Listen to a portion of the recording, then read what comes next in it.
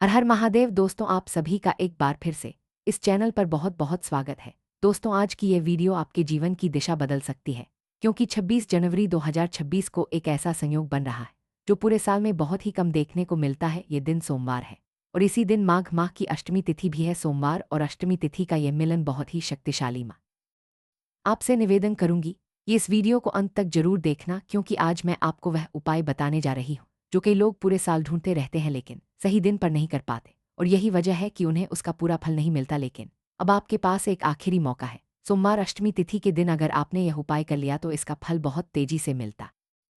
दोस्तों, यह उपाय गुरु जी ने शिव महापुराण की कथा में बताया है, और आज मैं आपको इस उपाय को इतनी आसान भाषा में समझाने वाली हूँ कि वीडियो देखने के बाद आपको किसी और वीडियो की जरूरत नहीं पड़ेगी। आप सिर्फ वही करें जो मैं बताने जा रही हूँ, और फिर आप खुद देखेंगे कि आपके जीवन में बदलाव कैसे आता है।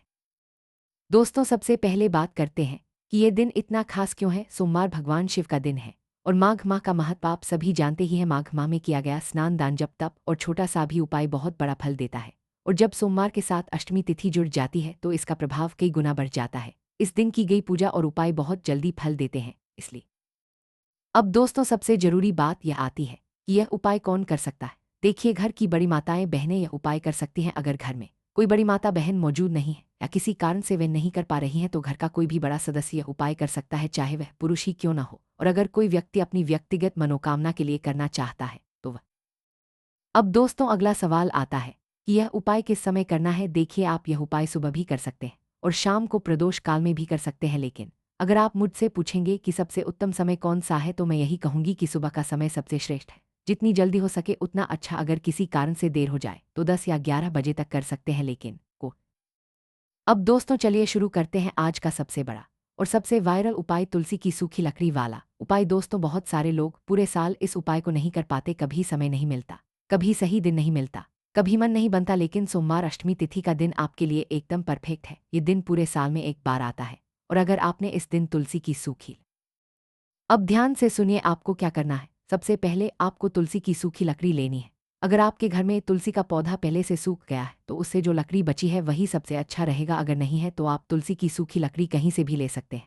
अब आपको 7 टुकड़े लेने हैं। गिनती में 7 टुकड़े लेकर आपको उन्हें एक साथ इकट्ठा करना है, और एक ठे को आपको मौली या कलावे से बांध देना है। बांधते समय मन में भगवान का ध्यान रखें। इसके बाद आपको उस लकड़ी पर रोली का तिलक करना है। अगर चंदन है तो चंदन भी लगा सकते हैं।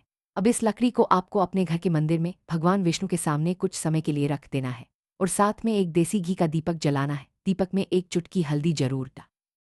अब दोस्तों, थोड़ी देर बाद आपको उस गट्ठे को उठाना है और लाल कपड़े में या पीले कपड़े में रख लेना है। फिर उसकी एक पोटली बना लेनी है। पोटली बनाने के बाद आपको उसे अपने घर के मुख्य द्वार पर अंदर की तरफ टांग देना है। बाहर की तरफ नहीं टांगना, अंदर की तरफ टांगना है। ये बहुत जरूरी बात है।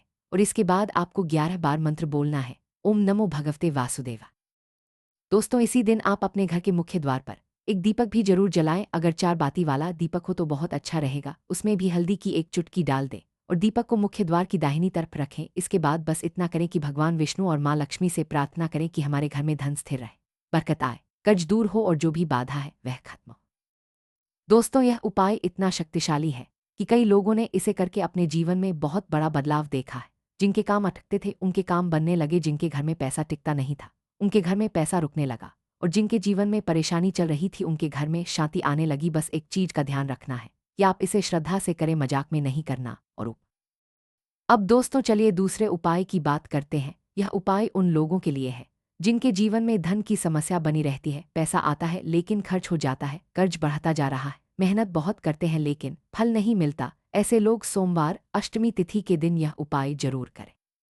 इस उपाय में आपको एक तांबे का पात्र लेना है, उसमें साफ जल लेना है। फिर उस जल में एक चुटकी हल्दी डालनी है। हल्दी डालते समय आपको 11 बार ओम नमो भगवते वासुदेवाय बोलना है। इसके बाद आपको एक कमलगट्टा लेना है और कमलगट्टा डालते समय 11 बार ओम श्री महालक्ष्मी नमः बोलना है। अब इस जल को आपको तुलसी के पौधे की जड़ में अर्पित कर देना है और मन में। अब दोस्तों, तीसरा उपाय भगवान शिव से जुड़ा हुआ है।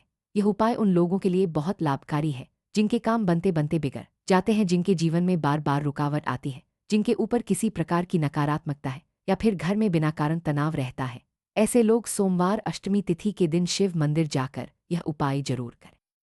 आपको करना बस इतना है कि आप शिव मंदिर जाए, एक बेलपत्र ले जाए। बेलपत्र चढ़ाते समय ध्यान रखें कि डंडी वाला हिस्सा जलाधारी की तरफ होना चाहिए। बेलपत्र अर्पित करते समय भगवान शिव का नाम लेकर प्रार्थना करें कि महादेव मेरे जीवन की बाधाएं दूर कर दीजिए। इसके बाद आप अक्षत यानी चावल के दाने शिवलिंग पर चढ़ाएं, फिर अंत में एक लोटा जल अर्पित।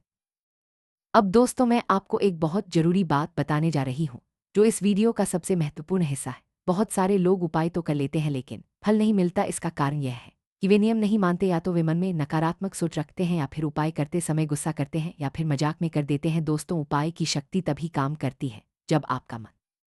दोस्तों, यह सोमवार अष्टमी तिथि आपके लिए बहुत बड़ा अवसर है। ये दिन पूरे साल में एक बार आता है, इसलिए इस दिन तुलसी की सूखी लकड़ी वाला उपाय जरूर कर लेना। चाहे आपने पूरे महीने कुछ भी न किया हो, लेकिन इस दिन अगर कर लिया तो आपको उसका फल जरूर मिलेगा और बहुत जल्दी मिलेगा। दोस्तों, अगर आपको यह वीडियो पसंद आई हो तो इसे लाइक जरूर कर देना और कमेंट बॉक्स में लिख देना ओम नमः शिवाय, और इस वीडियो को अपने परिवार और मित्रों के साथ जरूर शेयर करना ताकि उन्हें भी लाभ मिल सके, क्योंकि जो जानकारी भक्तों तक पहुंचती है वही सबसे बड़ा पुण्य होता है। हर हर महादेव। दोस्तों, मिलते हैं अगली वीडियो में।